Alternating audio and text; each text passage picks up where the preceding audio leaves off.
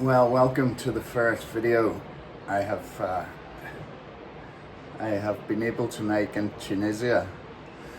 We've been here for there's it, Saturday. Been here since Tuesday, all of which time I have spent in the local prisons. So, oh fuck.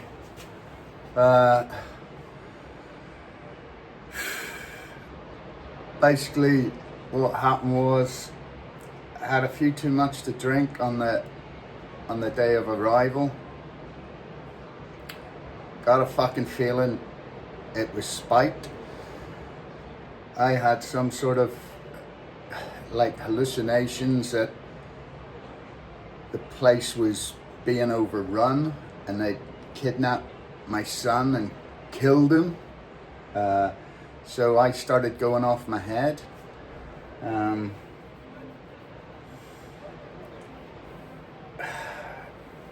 Fucking definitely, it was no way it was just drink. It was fucking drugs. It's gotta be some sort of fucking drug. Spiked, the fuck, I think. So I started trashing stuff. I said, oh, when they thought they'd kidnapped him, I wanted them to give my son back. And I trashed the hotel, basically. Broke a big TV.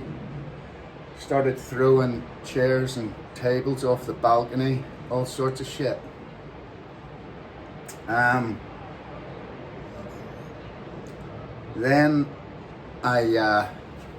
this is my first day of freedom, by the way. Then I got taken to the police got me outside.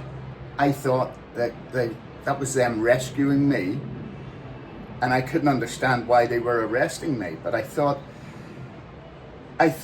they were finally rescuing us from the takeover of the hotel. That's what I had in my head. At that point, I still thought my son was alive but kidnapped. Turned out he'd just gone to his fucking bed early. The police wrestled me to the ground and I couldn't understand. I said, why are you doing this? Why are you doing this? And I wouldn't give up my hands, my wrists. And look at this, look, that's how much fight I put into the police trying to restrain me. And then they obviously put me to the ground, heads all scraped. The eye I'll talk about in a minute. So then, and they took me off to the police station. Oh, by the way, yeah, sprayed me with pepper spray. Fucking blasted it all in my face. Even when I was on the fucking floor. Right? And they'd handcuff me, so they give me a blast of pepper spray for good measure. Top blokes.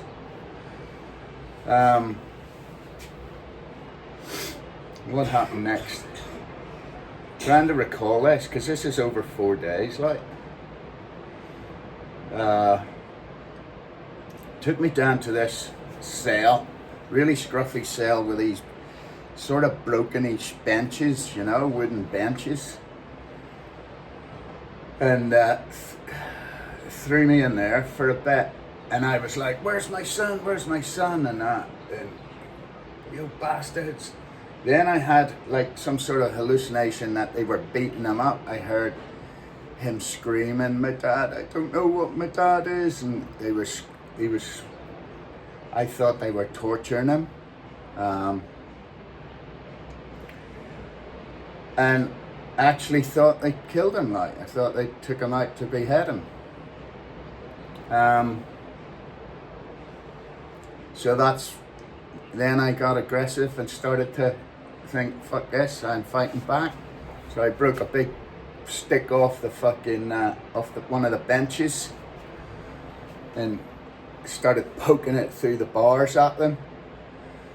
And so then they brought one of the fucking other prisoners in. Basically to fucking give me shit.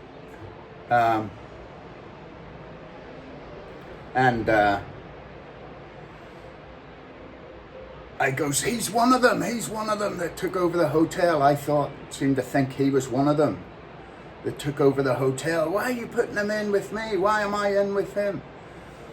And I started hassling him, and the next minute he turned around and went, quick, one, two, three. Fucking really good punches, like, fucking hell. So that's the eyes. One to the straight, one to the jaw, I think, I seem to remember, and a couple to the eyes, either fucking side. Fucking, we boxer, like, really, really good. Heavy hits. I haven't took punches like that, I don't think, ever.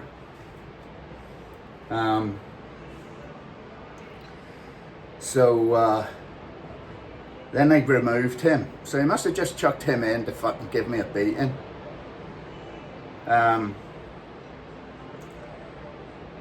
Then I got ready again. I broke off another bench, and I stripped off, and I pissed all over my thing, because they'd sprayed me with pepper spray. I pissed all over my trousers just to fucking try and clear my face. And then I was like, oh, you're not going to kill me in here. You're not going to kill me in here. My DNA. So I was pissing to put DNA everywhere. That was what was in my head. Fucking crazy, man. Absolutely crazy. There's no way that is drink. No way that is drink alone.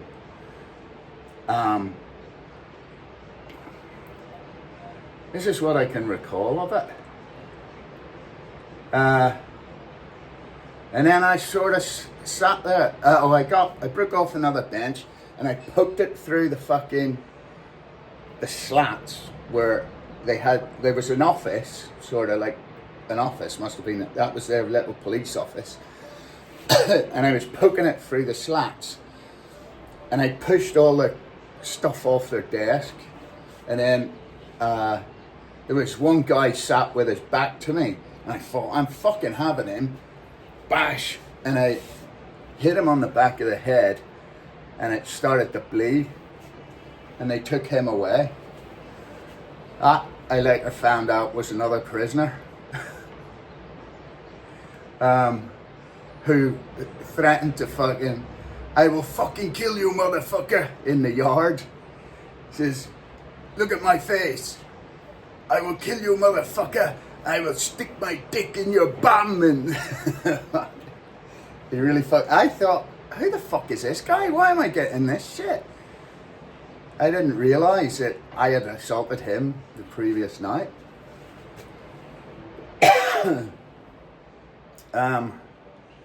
Yeah, so I sat there waiting. I thought I was going to be beheaded. I was staying out of the way of the slats behind the door, because they were spraying pepper spray at me. Don't know if you've seen these pepper sprays. They're like those handheld extinguishers. They're about that size, with a trigger, a hand and a trigger, and they just blast it at you. Yeah, so they're spraying that through the fucking door. My body was covered in pepper spray, burning like fuck, and I was just trying to keep my head down so that they couldn't fucking get it in my face and the eyes again. I had hair before this, by the way. So that poor bastard, I was out of order with that. I met him, and fucking the guy was okay with it when I apologised and everything, once I knew.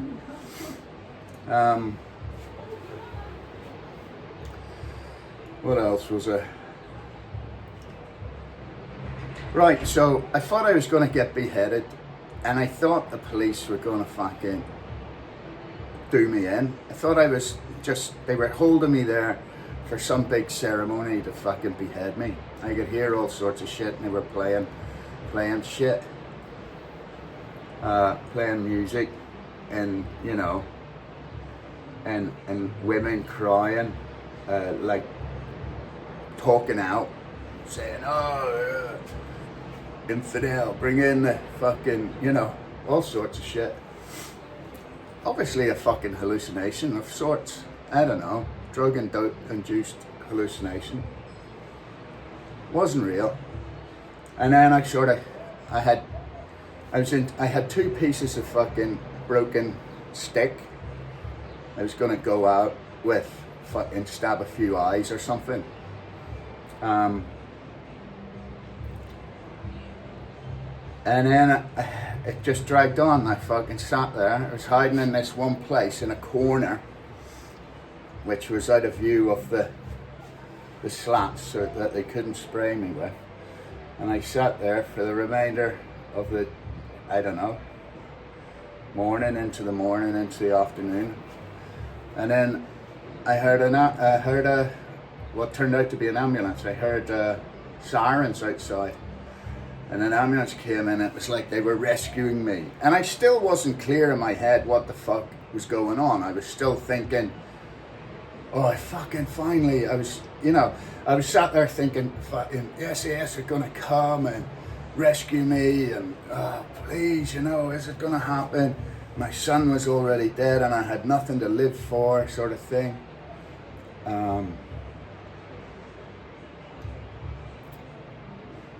So these 2 guys came in, said they were doctors, and I wouldn't believe them.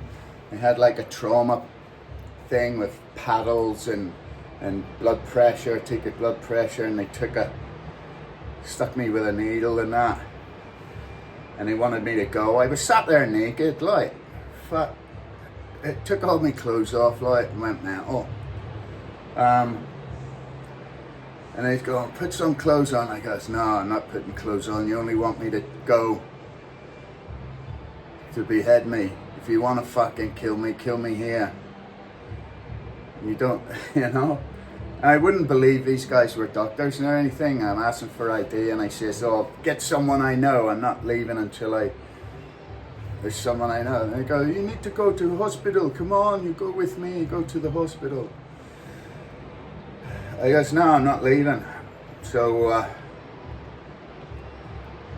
eventually I fucking half trusted them. And I went out and I put some clothes on. I went out to the police, into the police station proper. Like, this is a holding, some sort of holding cell, like.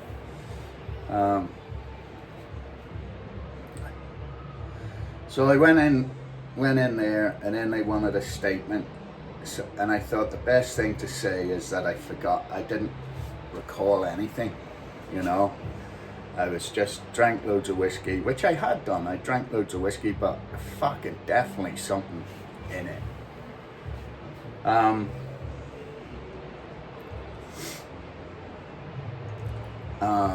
What do you call it? So they brought me in, and I sort of made a statement. I signed my life away on stuff I couldn't even fucking read, They took my date of birth and all that.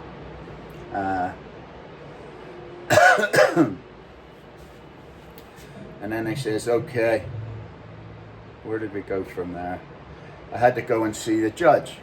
So they drove me out in this fucking police truck with grills on the side, fucking, and they're sirening everyone, fucking every time some cunt pulls out and that, blasting their way through the traffic. I think they're the fucking business, like, terrible fucking police, like. Well, they think they rule the roost, like, you don't fuck with them. Obviously not. So what happened from there? We went to the court. So it ain't no fucking day in court like in the UK. Not a fucking chance. You're dragged down to a fucking cell. You're thrown, not a single cell, you're thrown in this fucking cell that's about fucking, I don't know, what would you say? About 2 meters? No, probably more than that. About 3-4 meters by 3-4 meters. And you're thrown in with a bunch of guys, like, And who's there? the fucking guy, this is when I found out, the guy that, no, it was the second day that was, right? So, threw me in this cell, constantly having to explain what happened in broken English to people. Well, I gotta say, you see the fucking people, you see the prisoners, I really fucking got on with them. Honestly, the people are fucking so hospitable, you know? It chokes me up. Like, they're all, you know, like, you know, we get told on the news, oh, they're all young men of fighting age and blah, blah, blah, you know, coming in on the boats. It has totally changed my mind, because that's what I was thrown in with. And they're not there to fucking, well, I hope they're not there to fight. It has totally changed my fucking mind. Because that's what I was in a cell with. And if I was the fucking pesky infidel or whatever they call us, I'd have got fucking beaten to fuck. The only reason I got a smacking was resisting the police and fucking hassling a bloke that hadn't done anything to me, you know.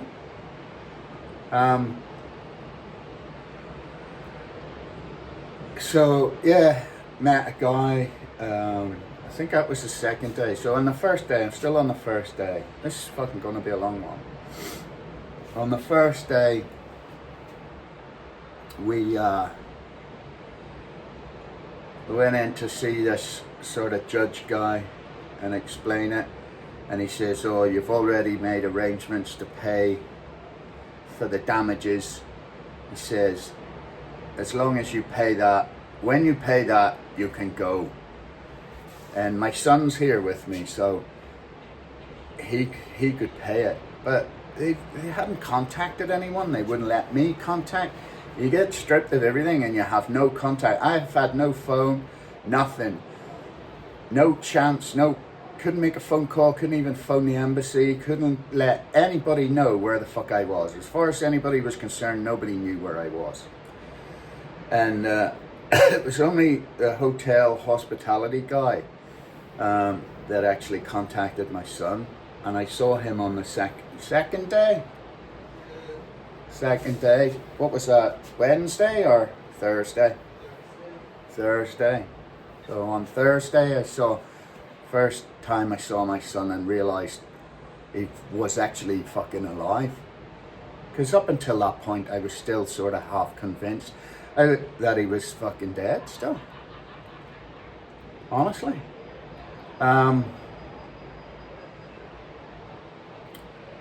So, still on the first day, I went in, they said, oh, you've made arrangements to pay with the manager, because he came to the police station, the hotel manager. And I said, I will pay. I'm really sorry about busting up, you know. I bust this big fuck off TV, big, like a TV on its side that would display things and all that. Couple of grand, like it's cost me a couple of grand to fucking pay that off. But they're still charging me with assault, I think it looks like. I don't know the ins of it. Can't understand anything like in the court, you know.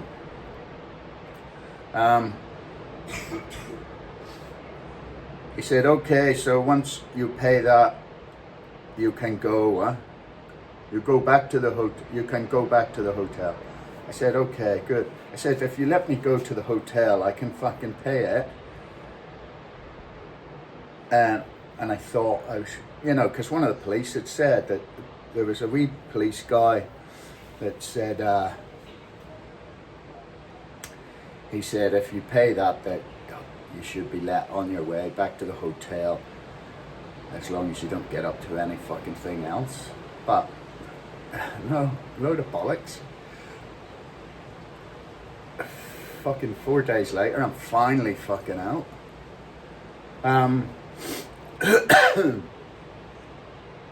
So yeah, and you're all handcuffed. You're handcuffed together, and you're marched up the stairs to where the where the fucking the judge rooms are, you know, to discuss, and then they uncuff you.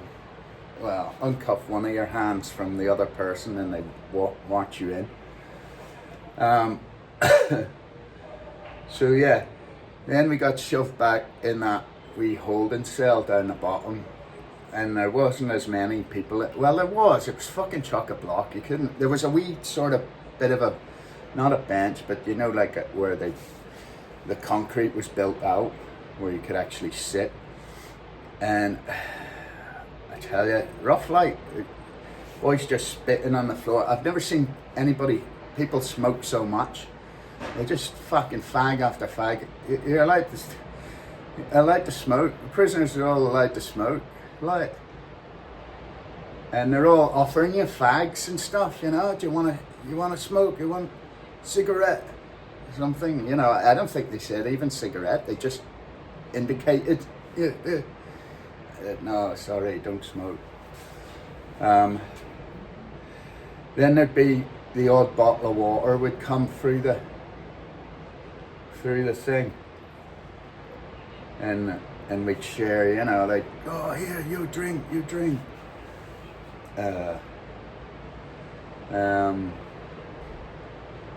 Yeah, and packets of biscuits, I remember, packets of biscuits, and everybody's sharing that out. Like, honestly, fucking good experience of the prisoners. Fucking really, really fucking good. So they held us in there. I didn't know when they were gonna fucking let us out. I didn't even piss all day or nothing, you know. It was only when I got back to the police station. Then they brought us back to the fucking police station, and I thought they were bringing me to the hotel. That's what I thought. The next minute, I ended up back at the police station, and getting marched in, fucking patted down, all my stuff taken off me, and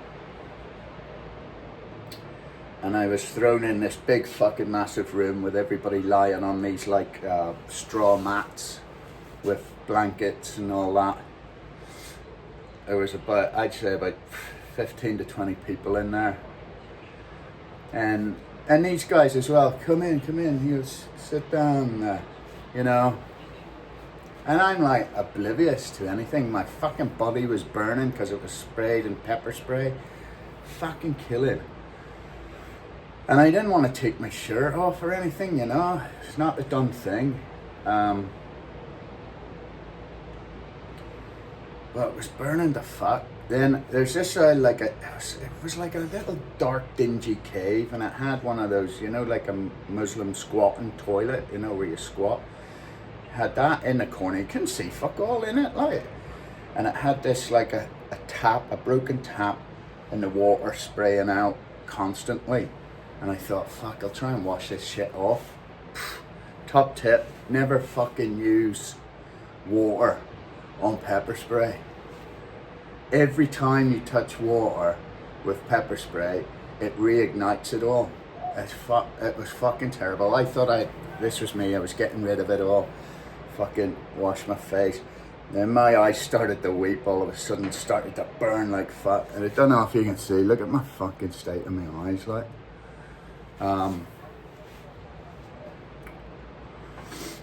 So I'm sat there on fire, fucking honest, the burning, I fucking never felt anything like it. You know, and I've had CS gas training and all sorts, like, but never fucking that pepper spray is fucking brutal. So I'm burning like fuck, and one of the guys lying across from me is going, oh, he spoke a bit of broken English. And again, they're all offering me cigarettes and anything they had, sharing everything they had. Um,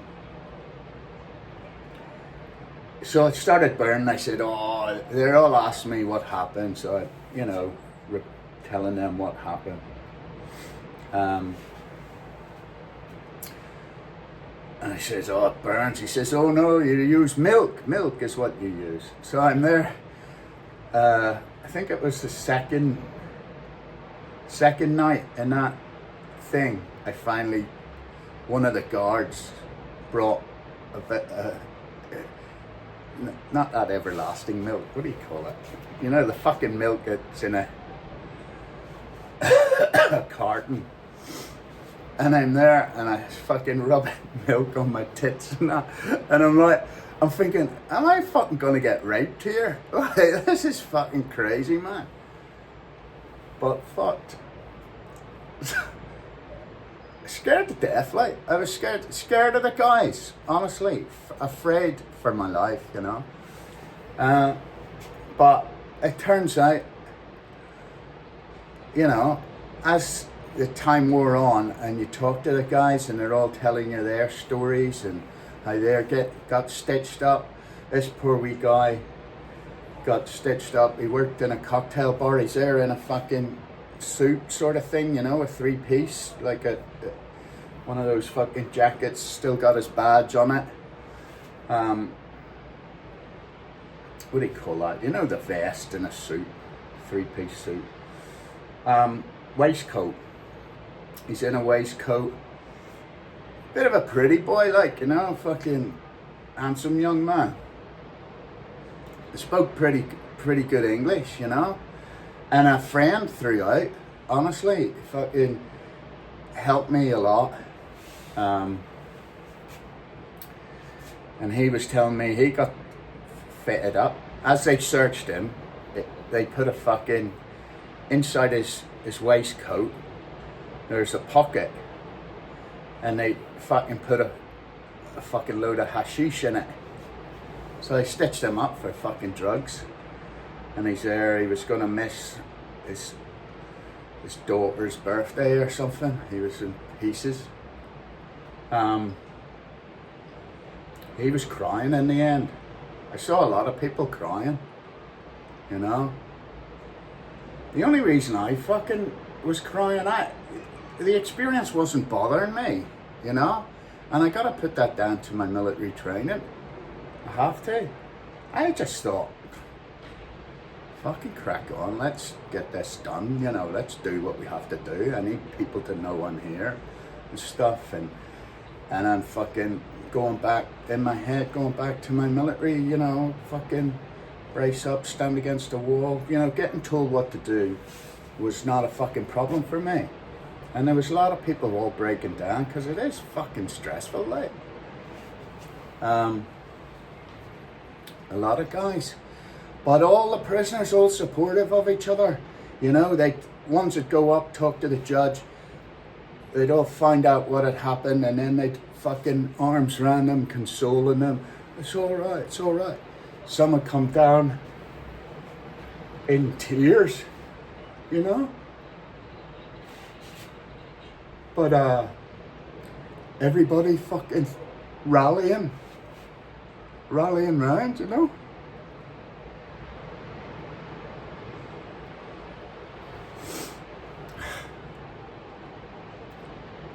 Lovely people. Yeah.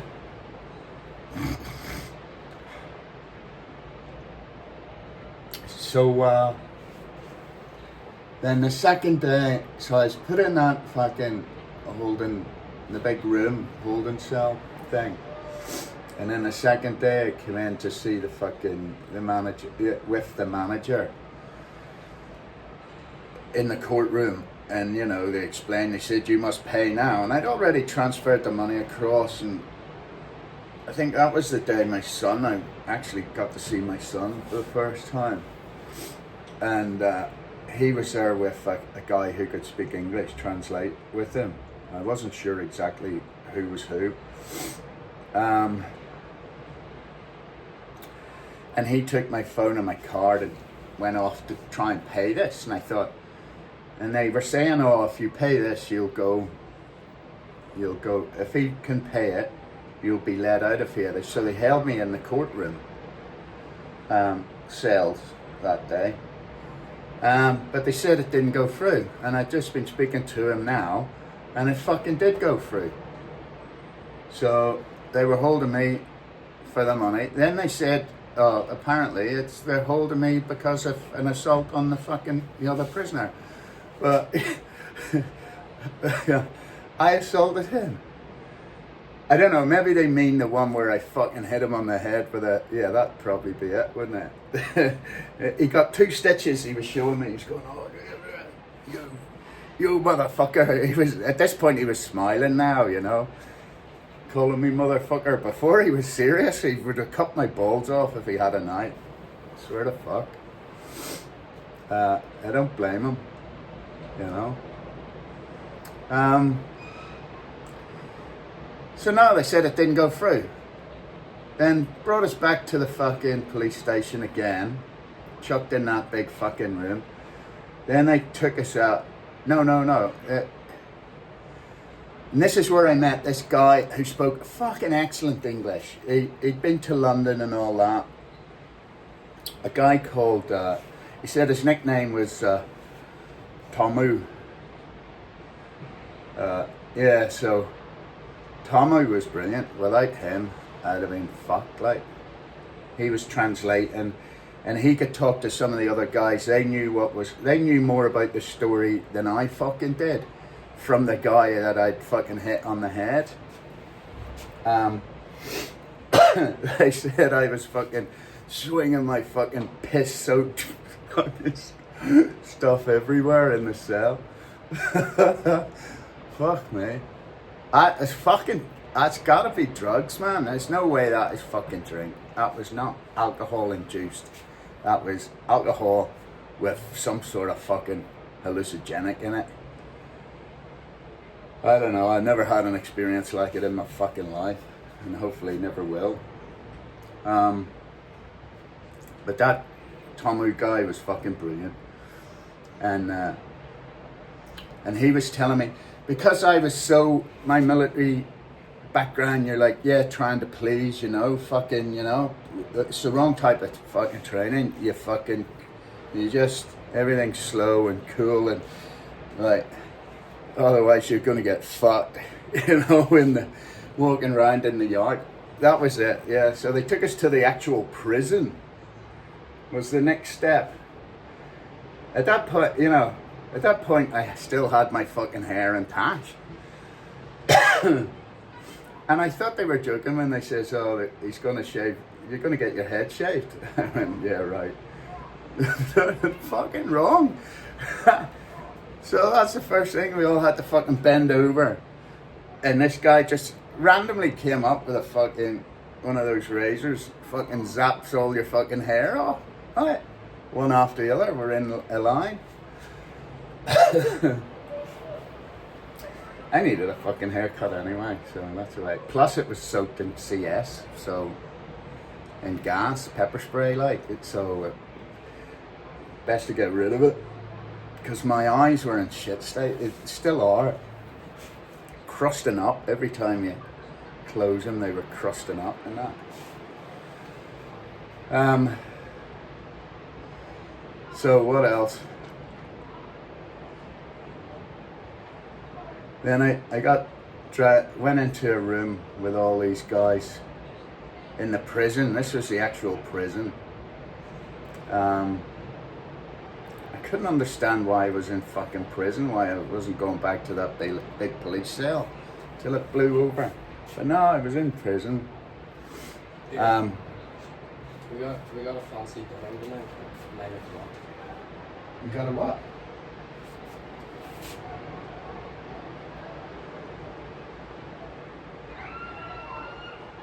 We've got a what? It's a dinner. Can you not read? Oh, we got a fancy dinner. Hello, Okay. I it's can't me. read it, Jim. I fucking haven't got my glasses. Tonight at reservation at the Relatano de Close restaurant at 9:30. It's beside the elevator. It's free of charge. I wish you a good day. Right. Okay. Well, we'll break off here and I'll come back in a minute, alright?